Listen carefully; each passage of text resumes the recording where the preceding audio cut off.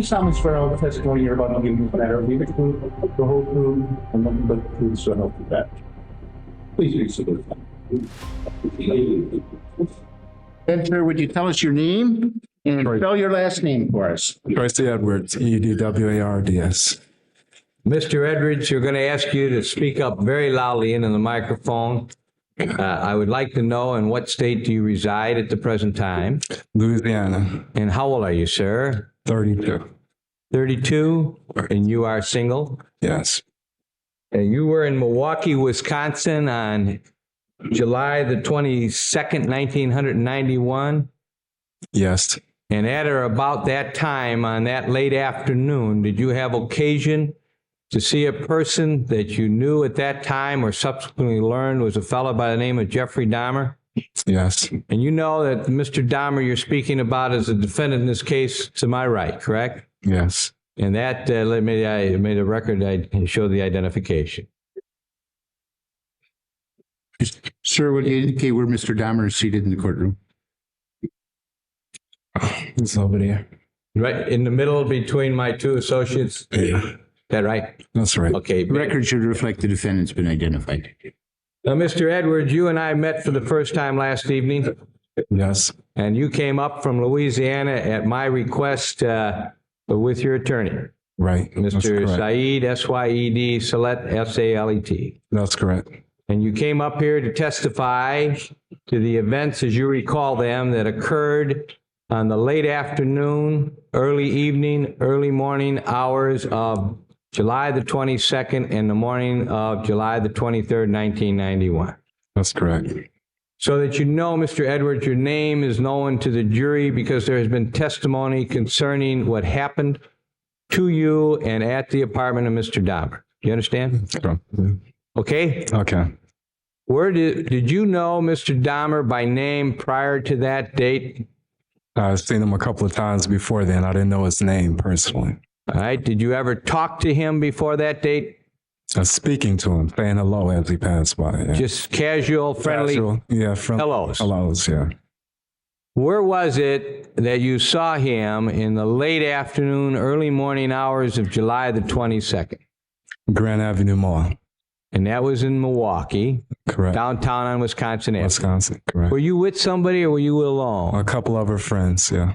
Okay, so the record is absolutely clear. You are not a homosexual, are you? No, not at all. Okay.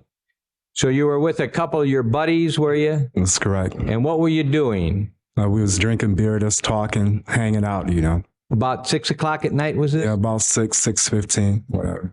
Did you have occasion then to see Mr. Dahmer? Yeah, he approached us eventually and started talking to us. Yeah. Were you three black males? Yeah, one white, two black male.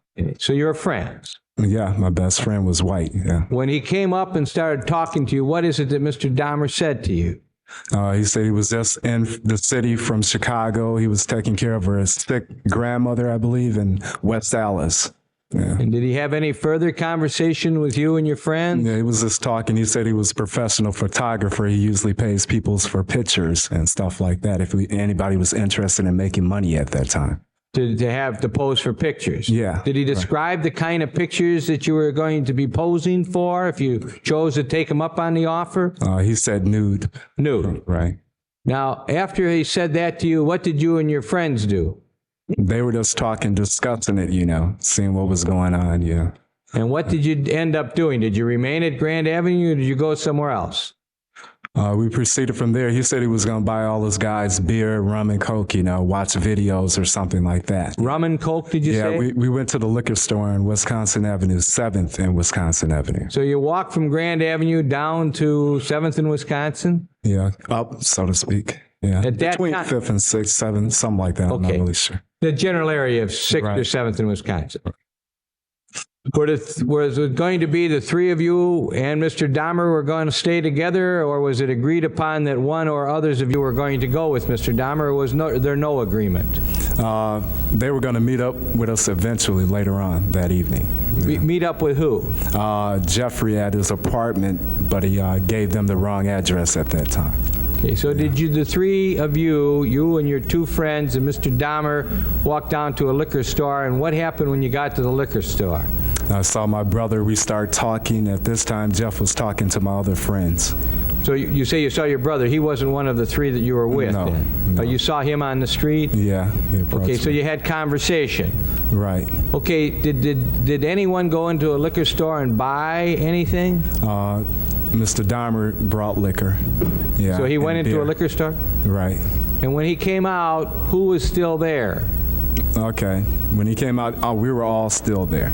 And then what happened? Tell us what happened then. Okay, he was talking to them. Then we are gonna go up the street. I was gonna go home and change and everything at this time. So we proceeded. We caught a cab at the bus station. You know. Okay. Yeah. Now, what was your plan as you were in front of that liquor store after Mr. Dahmer came out with the liquor and you had been talking to your brother? What was your plan? What were you going to do? You say you were going to go home and change clothes? Yeah, and eventually I was going to go over there, you know, and maybe check out what he was talking about making the money at that time. So your interest was in making some money? Right. Did he tell you how much you would be paid if you did pose for him? He said $100 for You a had shot. no idea, did you, that this was for any homosexual No, conduct? he didn't come across like that, and he didn't even act like it at that time. Okay. Okay. So now your friends are still there, and you're going to go home and you order a cab for the over at the bus depot. What happens? Tell us what happens. Okay, and then me and Dahmer, my friends say they're going to go and change and call up the girls, and we'll meet up later on, you know. Yeah. Was there an address given as to where you were going? He gave them some address that wasn't correct, you know. You later found that out? Right, from my friends, yeah. What happened then? Who else remained there when this was all transpired? Just you and Mr. Dahmer, or you, Mr. Dahmer, and others? After it all had transpired, it was me and Mr. Dahmer in the cab, you know, leaving. You met up at about 6 o'clock, 6:15. What time is it now, at this time?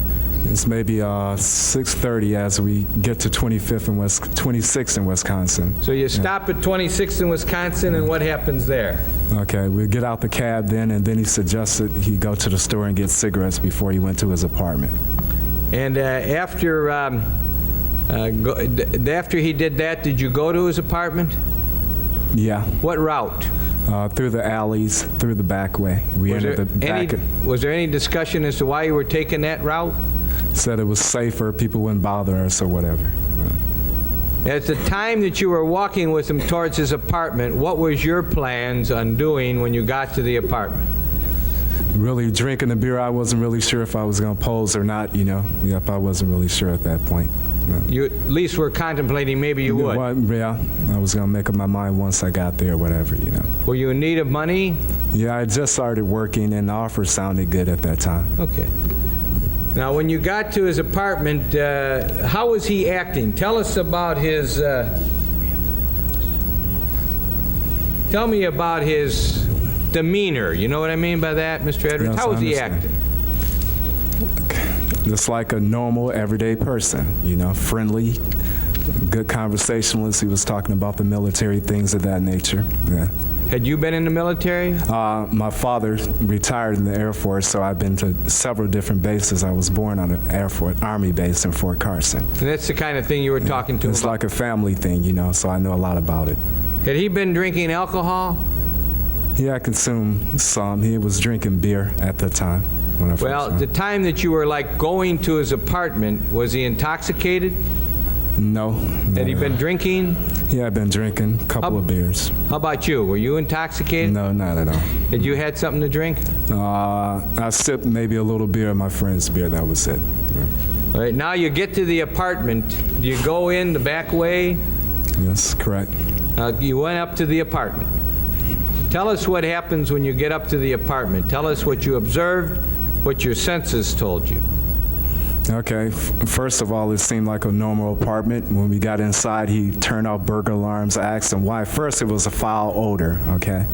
Tell us about that. What kind of an odor? It was just like an odor. I didn't quite know what it was. You know, he told me a sewer pipe had broke and management would take care of it. Yeah. And did you accept that? Yes, because I worked around at construction companies before, and when pipes bust, sewer pipes bust, they smell, you know. Okay. So I brought that. So you say your first thing you did was notice the odor. He opened the door to the apartment? Yes, And you walked in. yes. He turned off something. What did he turn off? Alarms. Did you ask him about that? Yeah, and he said the part of the neighborhood he was in, he was protecting his property, things like that, cameras, VCRs, TVs, things of that nature. Did you accept that? Yes, I did. After getting in the apartment, can you generally describe the apartment, both the apartment that you saw then and the apartment that the other parts of the apartment you saw? Tell the jury what the apartment was like. It was like normal, pretty decent apartment, had nice things in it. You know, it had certain boxes sitting on the front, neurotic acid boxes. I asked him about it. He said he cleaned bricks with those, you know, which you can use that type of acid to clean bricks, so I brought that also. I'm sorry, I didn't understand what you just said. You asked him about some boxes? Yeah, that were laying in the front living room floor. And what did he tell you about those? That he cleaned brick with the neurotic acid. Okay. Now, was the apartment small, large, medium? Give us the size. Kind of medium size, yeah. All right. Now, when you went in there, you went in, as you entered, were you in the living room? Yes. And what was the living room? What did you see in there? The boxes you told us about? The boxes, is a couch. There's a fish tank there also, a black lamp. Yeah, there was a little table-like on the left side. Could you see a refrigerator? Or? Yeah, I could see the refrigerator on my left. Was it close to the living room? Yeah, maybe 8 feet from the living room. So it was just off the living room? Right. Now, did you stay in that room, or did you go to another room right away? We stayed in that room for a while. And where did you sit, if you did? Okay, at the end of the sofa like I am now, this is a sofa. I was at this end, and he was at this side. Referring to the jury, I mean, a witness box, if that were a sofa, he would be at that end. That is the end where he's seated on the witness stand, which would be the part closest to the judge. Is that right? That's correct. And where did Mr. Dahmer, what did he do? He sat like here, maybe a couple of feet from me. Not close to you? Maybe 2 feet. You in fear of anything at that time? Not at all. Okay, and what did the two of you do? Okay, he said we were still talking, chatting, you know. He asked me, was I interested in doing the photography? You know, I told him I was still contemplating, so therefore he offered me a beer and a rum and Coke mixture at that point. Now, you're fully clothed. Yes. Okay, and you're sitting on a couch. Right. And he talks to you about this posing, and you weren't sure you're going to do it. Right. How much had you been offered to do the posing? $100. Okay. And when he brings you the beer, he brings you rum and Coke? Yeah, he brings the beer first, and then he brings the rum and Coke. How big of a glass? Maybe that big. Yeah. About 4 inches high? About 4 inches, yeah, 3.5, something like that. Did you ever taste it? Yeah, I took a few sips. Was it strong, weak, medium, or just about right? I'm not a big liquor drinker, so it didn't taste that good to me. Didn't taste good to you? You don't know if it was strong or not? Strong or not, no, because I'm... What did Mr. Dahmer do? Did he likewise have a drink? No, I think, yeah, right, a beer, but I don't think he drank all of his drink at that time. Did he have any rum with him? I just noticed the beer, right. Okay. What time are we talking about now that you're sitting on the couch and you get the beer? You got over there about what time, and how long after this? It was about before 7, 6:45, something like that. So you're sitting on the couch, he brings you a beer and rum and Coke, what happens? Okay, then we just started talking and everything, you know. General talk? General talk. Yeah. What happens? Yeah, then I was just, I don't know, getting a little agitated maybe, you know, because of the smell and things. And then he threw my conversation off talking about the fish in the fish tank, you know. Okay, when you start talking about the fish in the fish tank, do you bring that up or does he? He does. And what do you do when he does that? I turn to the right, like the fish tank is here, I'm turning all the way over here. You turn to your right to look at it? To look at the fish tank, right. And when that happens, what happens to you? All of a sudden, a handcuff and a knife is pulled on me. Yeah. Handcuff is placed on your body? Where? On my left wrist. And you see a knife? Yeah, the knife, yeah. Now, at that moment, what do you do? First, I feel fear, then I ask him what's going on. You know, this is not necessary, you know, to pull a knife on me at that point. Are you afraid? Yes. Do you have any reason to know why he did that? None whatsoever. Did you have any idea at that time it was going to happen? No. Tell me about his demeanor at that time when you looked and realized he had a knife and you in a cuff. What was, you were only cuffed on one wrist. One wrist, yeah. What was happening to the other part of the handcuff? Okay, he had it in his hand. He was holding it. Holding that in the wrist, yeah. Where was the knife? In the other hand? The knife was like he had here. The knife was in his hand. He had it on me like this. Let the record reflect he was holding the knife in his right hand as he showed it, holding the cuff in his left hand. Is that right? Right. And your left hand is cuffed. Yeah, right. Where do you have the knife? What kind of a knife was it? It was like a military knife, a machete of some type. Yeah, he had it lowered right up under my rib cage, you know. Like So in he the had back, it- somewhere in the back here. You had it pointed at your rib cage. Yeah. Did you feel it? Touch Yeah, it? he had it on me. He had it against my body. What happened? What was going through your mind the moment that happened when you realized you had a knife at your side and a handcuff on your hand? What did you think? I think, like, you know, what's going on, you know? This guy is so nice, and all of a sudden, you know, it's like he's pulling knives and handcuffs and all on me, you know? What'd you do? What'd you say to him? I asked him what the problem was, you know, that it's not necessary to do this, you know? What'd he say? He told me at that point if I wouldn't do what he said, he would kill me, yeah. Now, tell us about his demeanor at the time that you look at him and you say, what's going on? You don't have to do this. What happens to Mr. Dahmer? What's he like? It's like not the same person that we met at Grand Avenue Mall. How does he different? His face structure seemed different, you know. His body structure is like it wasn't him anymore, you know. It's like it was a totally different guy there. So he told you if you didn't do what he told you to do, he'd hurt you. He hurt me. What'd you do? What happened? Tell us what happened step by step as best you can And remember. then all of a sudden he kind of calms down, you know. And then he said he has a key in the bedroom, so we proceed to the bedroom. The key to the handcuffs. Right.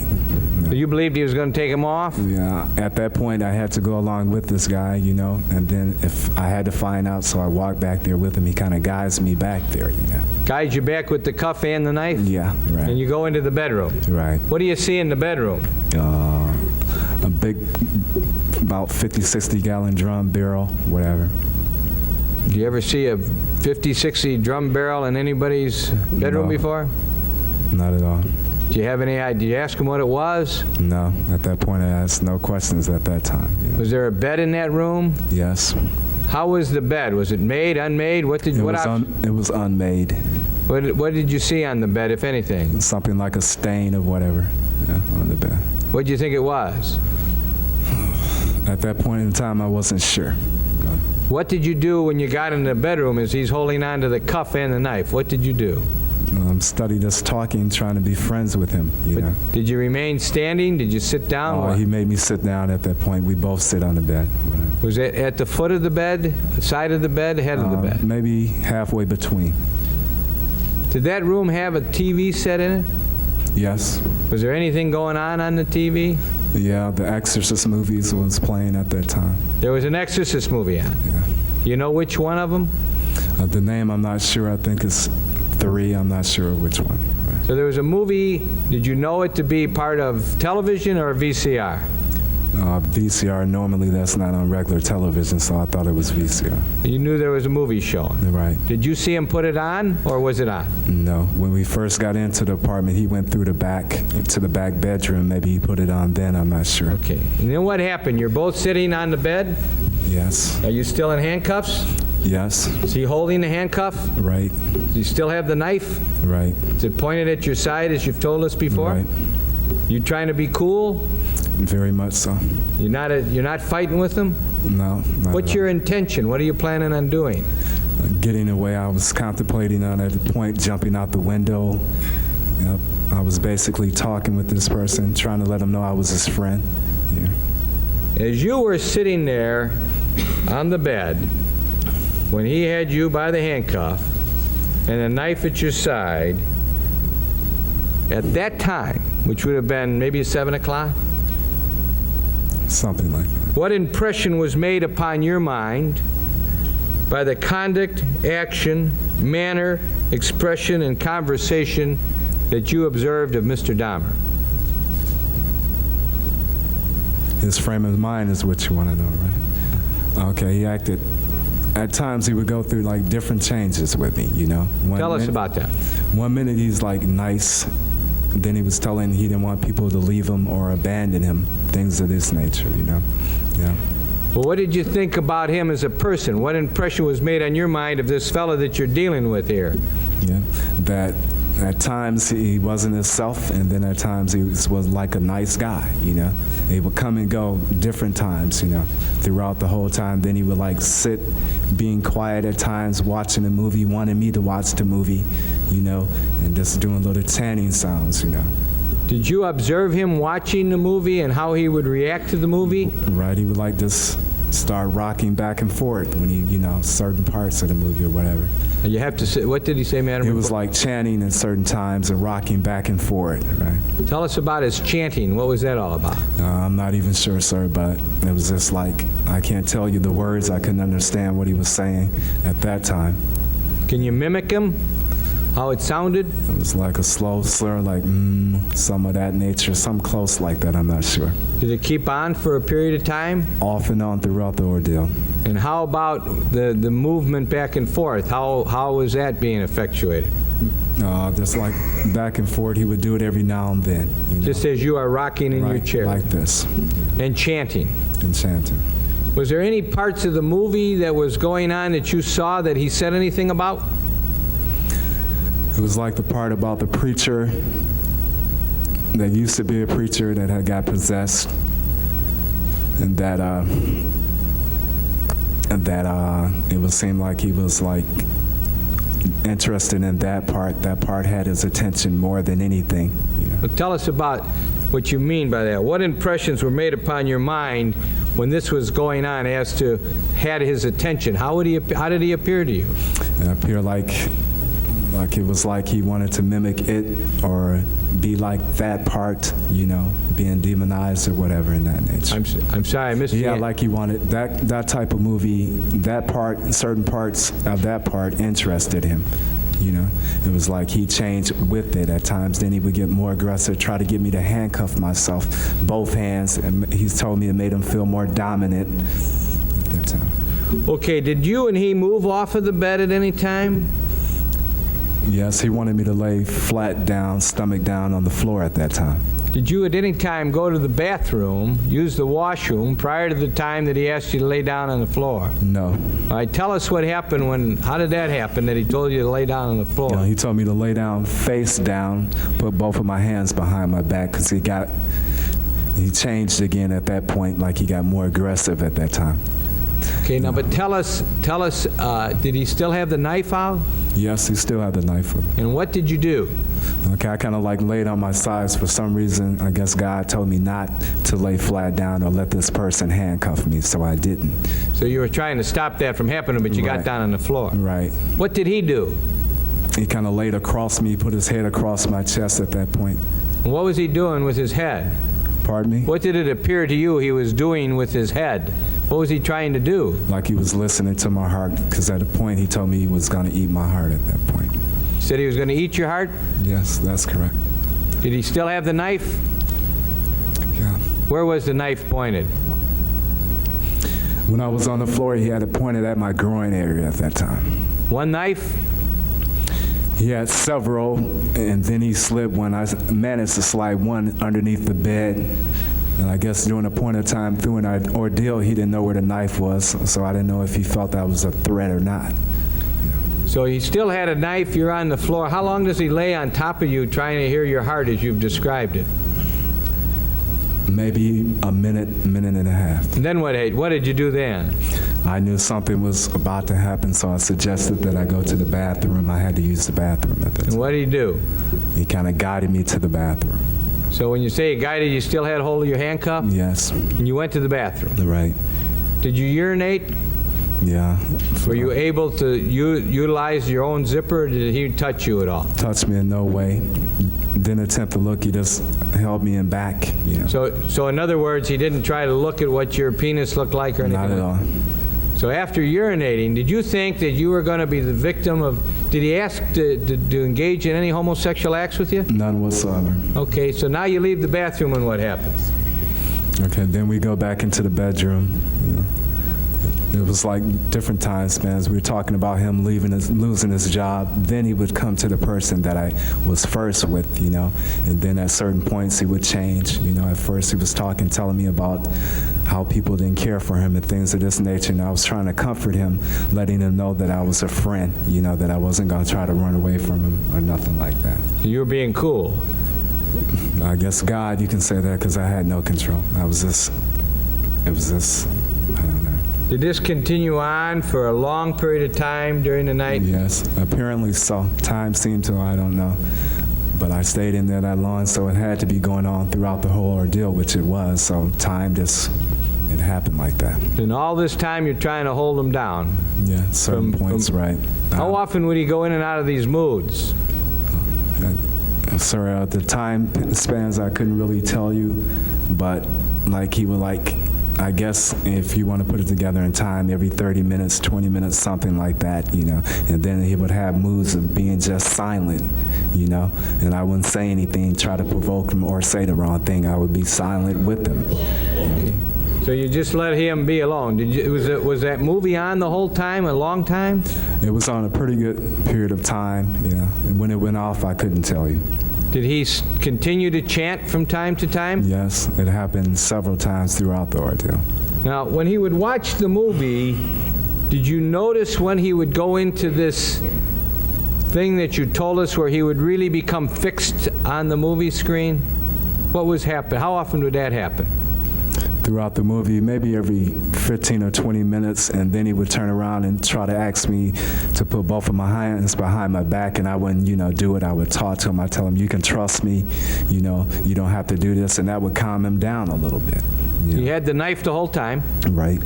He's watching the movie, and he becomes very interested in the movie. Right. You don't do anything, just sit there. Just sit there and be quiet. And then he would start conversation with you again. Yeah, he was like you're going to have to do this and that, Then he told me at a point I was going to have to kill him, or he was going to have to kill me at one point. Were you and he drinking during this time? No. So he wasn't running out, bringing you out and getting beers and coming back? No, I would have been out the window at that point. Sure. If he would have. Did he, when he was fixed, I'm trying to get some words to understand, was he intoxicated? He had been drinking, but as far as being intoxicated, he was not staggering or anything of that nature. But you know that some people, when they have too much to drink, change their moods. Was that the kind of mood changes he was having, or a different kind of mood change? I think this was like more of an inner mood change than an alcoholic mood change. What kind of mood? It's like inner mood? Yeah, person change, not alcohol change. What did you think about this guy? What was going through your mind as to who you were sitting next to, who was doing all these things? A bizarre individual, someone that was very confused at this time. Now, there came a time when you went to the washroom again? Right, I suggested, because he had started getting aggressive a little bit again. I suggested to go to the bathroom. He let me stay in there by myself while he stayed outside the door at that time. And what happened then? And then I told him, I was contemplating, I was asking God, shall I make my move now? And I was going to just jump out the window. But when I got out, for some reason, I asked, could I have another beer? Yeah. And what did he do? And he reaches over, he guides me over and reaches in and get a beer. He still got you on the cuff? Yeah, and then he tells me, I told him I want to sit in the front because it's an air conditioner, and I was just going to try to jump out the window or go for the door or whatever, and because the back bedroom didn't have an air conditioner, only in the front. So I suggested we sit on the couch. I had unbuttoned my shirt to try to make him feel more at ease, and then I just sat on the couch and he just started going out of himself again. Going out of himself? Yeah, he was paying me no attention at that time. Like he wasn't there? He started the chanting again, and it's just sitting there, And then I just, for some reason, I said, well, I need to go to the bathroom again, and he didn't follow me at that point. So I reached up, I got up, and then I hit him, and I ran out. So you hit him? Right. Did you have any other belongings there? I have my bag right there at the end of the couch. I sit in exactly the same place I sit when I went in there. So when you got up, he let go of your cuff to let you go to the bathroom again? He didn't even, he just let me stay there. I was going to go for the window. At that point, he didn't even have the cuff. It's like I wasn't even there anymore. And when you saw that, what'd you do? I just seized the opportunity. I said, well, at least I'm going to die trying. I'm not just going to sit here, you know. What'd you do, son? I hit him, and I ran towards the door, and he was right there, tried to grab me, get me back in there. And what happened? Then I made it outside. So he wasn't able to bring you back in? Bring me back in there, no. He tried? He tried. And as you left that apartment, as you got away from him, I'm going to ask you again, what impressions were made on your mind by the conduct of Jeffrey Dahmer, by the actions of Jeffrey Dahmer, by the manner, expressions, and conversations of Jeffrey Dahmer that you observed? Can you give us some words? It's like I told the policeman that this freak, this crazy guy, was trying to hurt me, yeah. Did you run out of the building? Yes, I did. Did you summon help? Yes. Milwaukee Police Department? That's correct. Did they come back there with you to the apartment? Right. Did you eventually go back into the apartment with the Milwaukee police officers? Yes. And then he was arrested. Right. You gave a statement to the Milwaukee police a few hours later? Yeah. Guess you could say a few hours, yeah.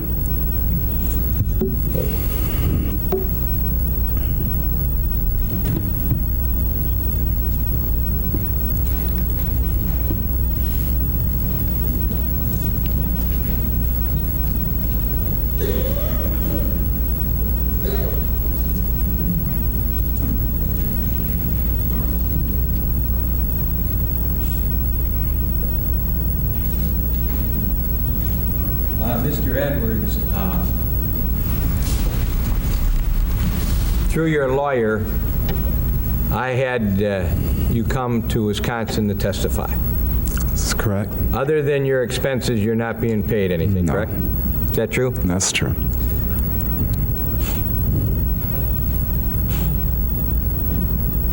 Thank you, Mr. Edwards. Thank you. Mr. McCann, how long do we anticipate the cross-examination of this witness will I'd say take? at least half an hour, Your Honor. Okay. That being the case, I think it's appropriate that we take a recess at this time, about 15 minutes. Court's in recess. All right, please.